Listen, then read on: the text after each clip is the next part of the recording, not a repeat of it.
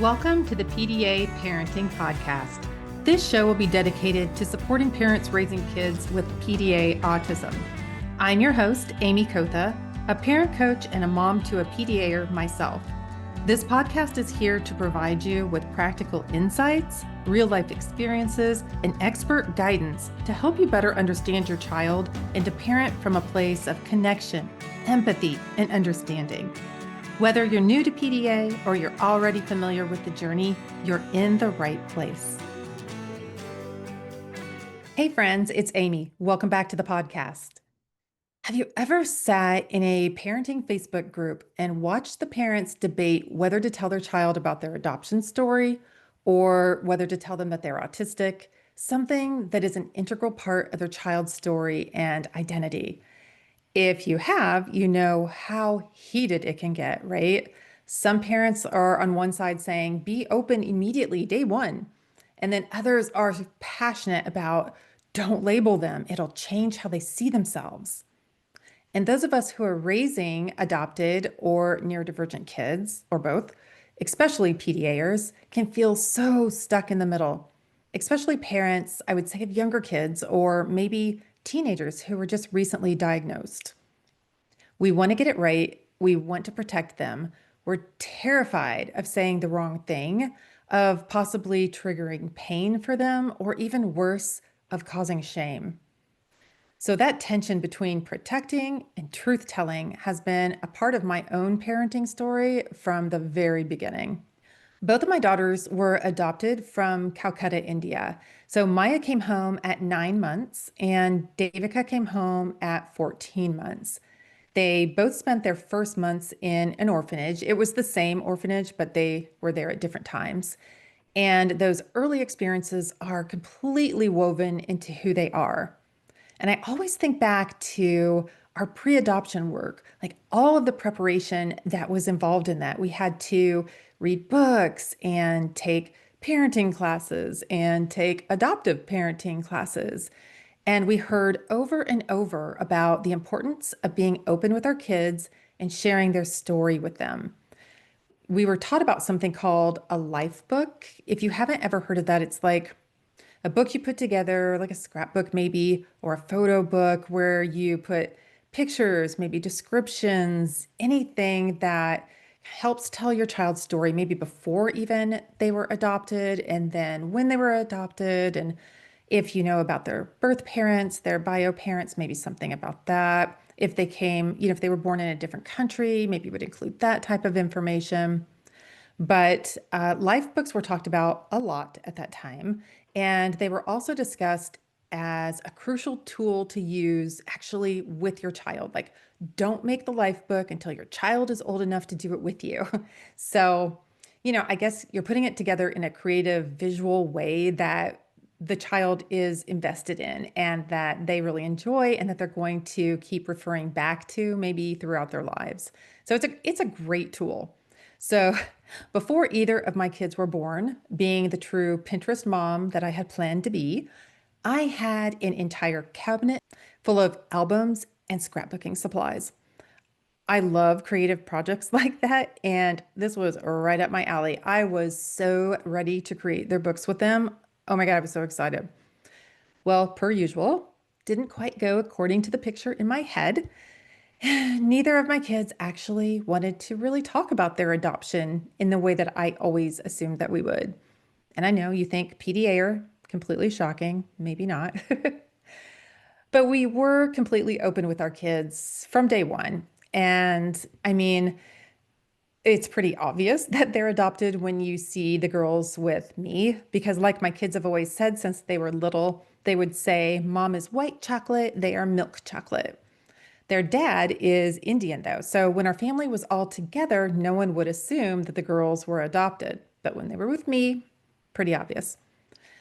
Adoption is just woven into our lives. Like, we have tried to support our girls over the years by, attending Indian adoption camps in the summers.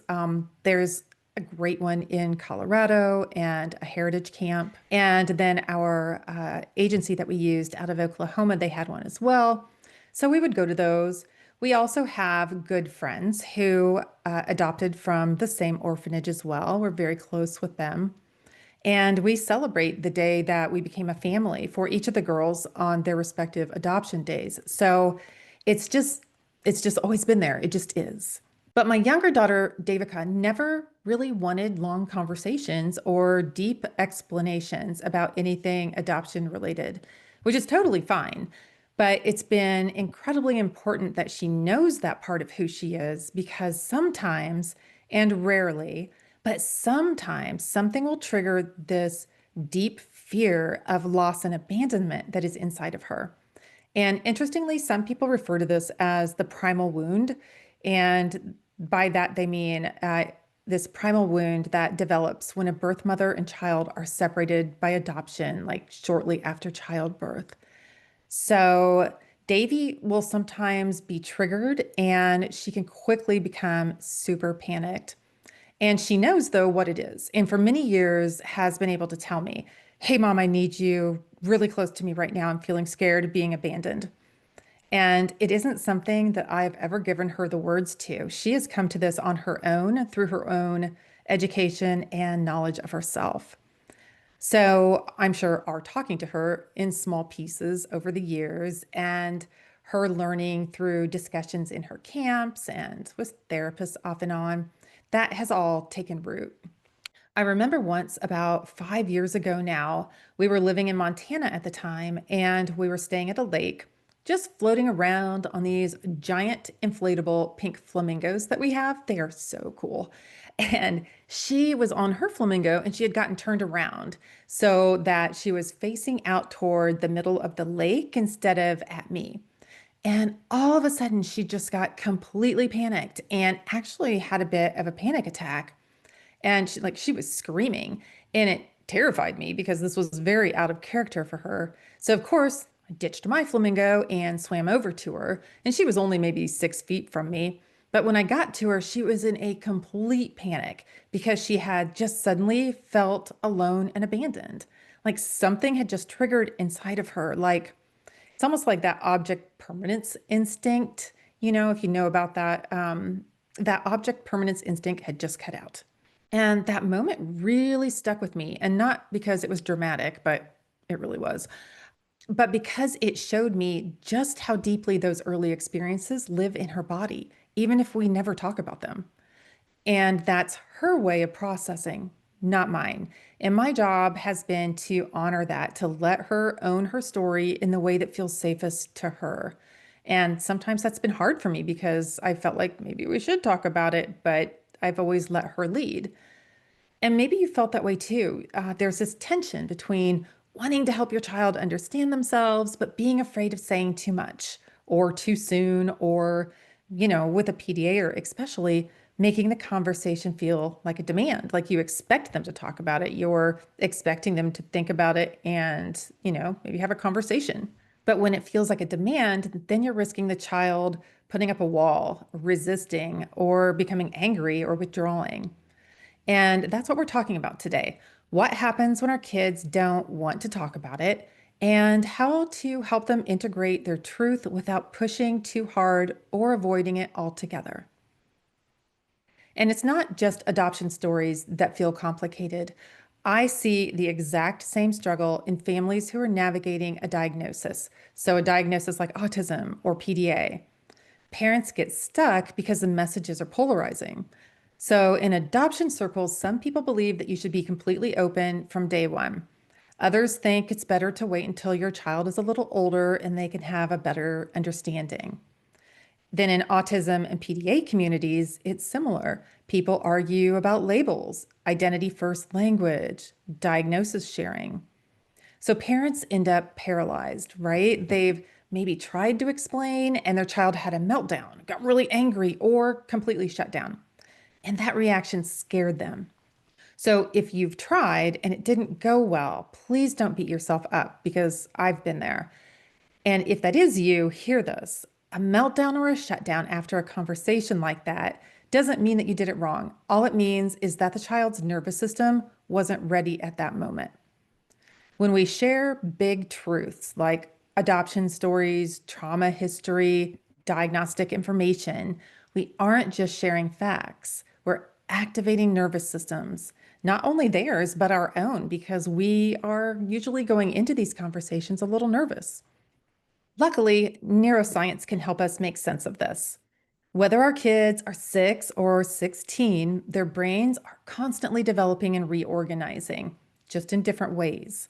For younger kids, it's more about building the basic wiring for safety and trust and connection. And then for teenagers, it's more about reshaping that wiring and asking the big identity questions.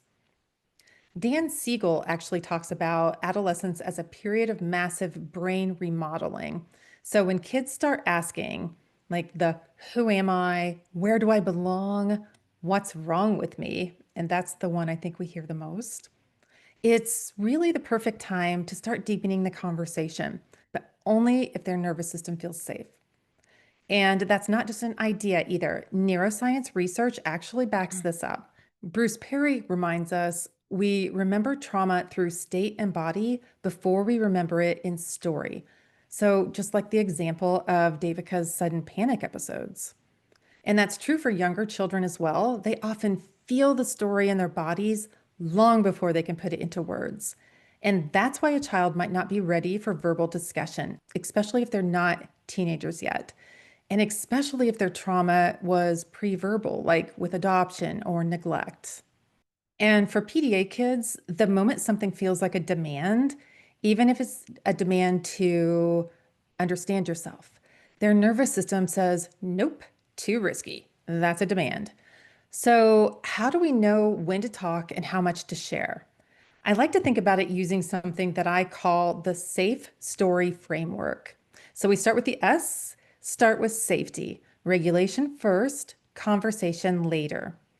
A is for affirming, affirm their strengths, lead with what's amazing about their wiring, what is special about them. F is for framing, frame it as wiring, not wrongness.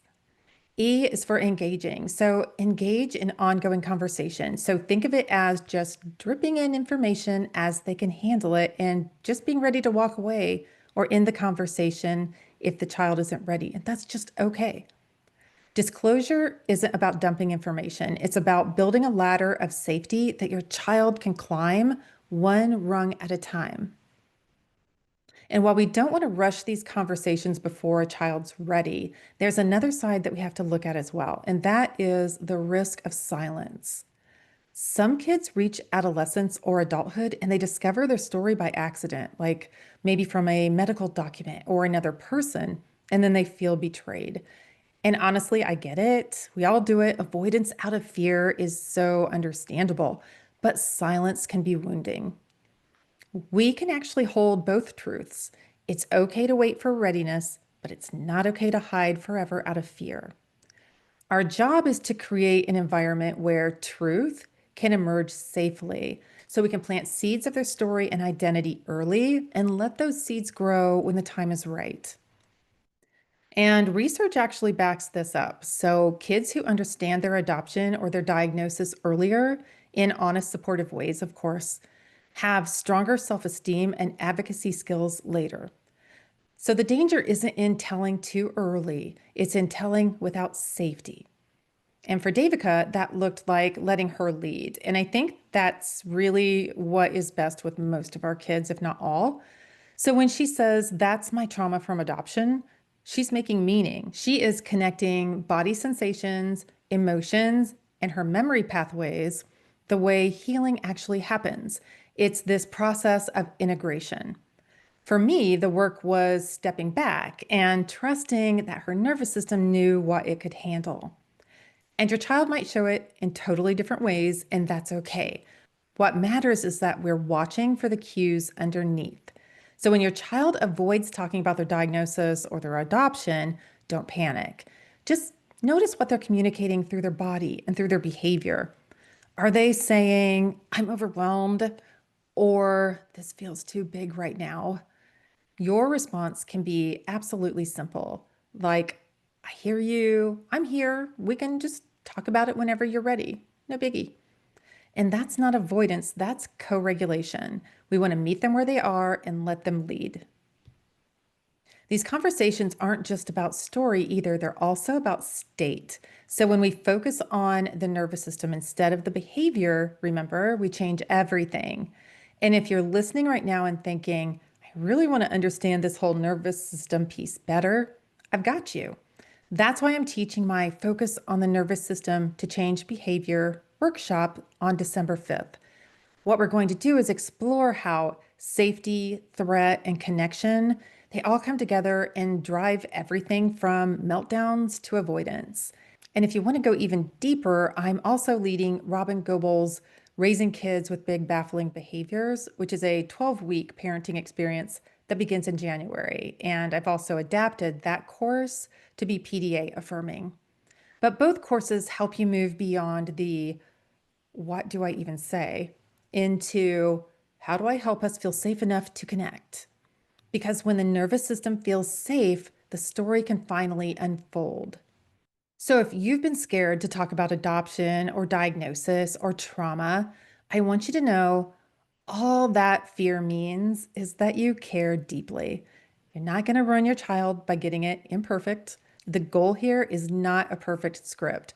It's safety, honesty, and presence. Our kids don't need perfect storytelling. They need safe storytelling. They need us. So just like that day on the lake when I swam towards Davica, not because I had the right words, I'm not sure I had any words, but because she needed to know that she wasn't alone. All right. Thank you so much for spending this time with me today. I am so glad you're here.